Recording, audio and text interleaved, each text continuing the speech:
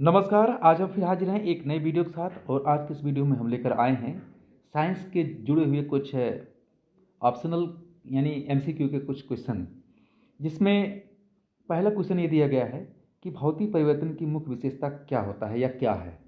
देखिए, जब आप साइंस पढ़ते हैं तो उसमें आप परिवर्तन पढ़ते हैं। एक होता है भौतिक परिवर्तन यानी फिजिकल चेंज, और दूसरा होता है रासायनिक परिवर्तन मतलब केमिकल चेंज। तो पहले क्वेश्चन में वही पूछा गया है कि भौतिक परिवर्तन मतलब फिजिकल चेंज में क्या होता है, यानी उसकी विशेषता क्या है। तो जो इसके ऑप्शन दिए गए हैं, जैसे पहला ऑप्शन है इसमें कि नया पदार्थ बनता बनता है या बनना, केवल दूसरा है केवल अवस्था या आकार में बदलाव, संगठन, अपरिवर्तन, अस्थायी बदलाव या रासायनिक गुणों में परिवर्तन। इस मतलब ये चार इसके ऑप्शन दिए गए हैं।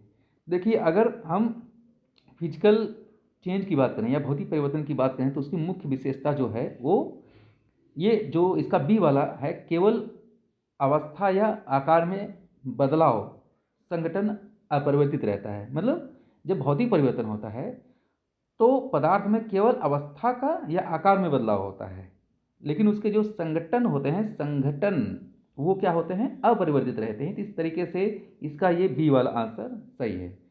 तो चलिए, एक पहला क्वेश्चन हो गया। अब यहाँ सेकंड क्वेश्चन की बात करते हैं कि ये कह रहा है कि रासायनिक परिवर्तन में क्या होता है। अभी पूछा था कि भौतिक परिवर्तन की विशेषता क्या है, और इसमें पूछ रहा है कि रासायनिक परिवर्तन क्या होता है यानी केमिकल चेंज क्या होता है।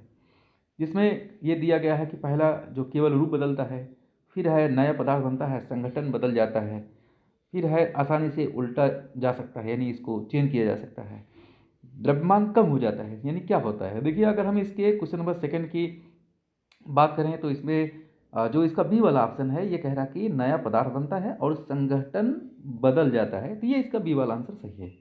तो इस तरीके से ये इसका क्वेश्चन नंबर सेकंड का हो गया आंसर। अब हम क्वेश्चन नंबर तीसरे का देखते हैं। इसमें कह रहा कि उदाहरण से पहचाने यानी उदाहरण पहचाने निम्नलिखित में से कौन सा रासायनिक परिवर्तन का उदाहरण है। यानी जो नीचे दिया गया है इसमें रासायनिक परिवर्तन का कौन सा उदाहरण है। जैसे इसमें गंधक का पिघलना, गंधक जब पिघल जाता है तो रासायनिक परिवर्तन होता है।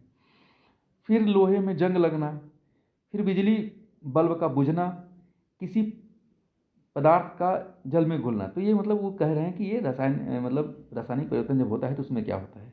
तो इसके अगर हम सही आंसर की बात करें तो इसका सही आंसर है लोहे में जंग लगना, ये रासायनिक परिवर्तन है। तो इसका मतलब ये बी वाला आंसर इसका सही है।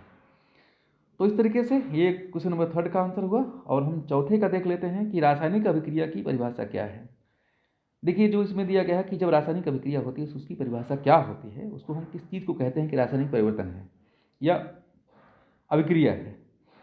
जैसे पहला इसमें है केवल भौतिक अवस्था बदलता है, पदार्थों के आपस में क्रिया से नए पदार्थ बनते हैं, आकार में वृद्धि होती है, रंग का फीका पड़ना, ये क्या है। यानी अगर हम इसके सही आंसर की बात करें तो जो इसका सही आंसर है यानी पदार्थों के आपस में क्रिया से नए पदार्थ बनते हैं।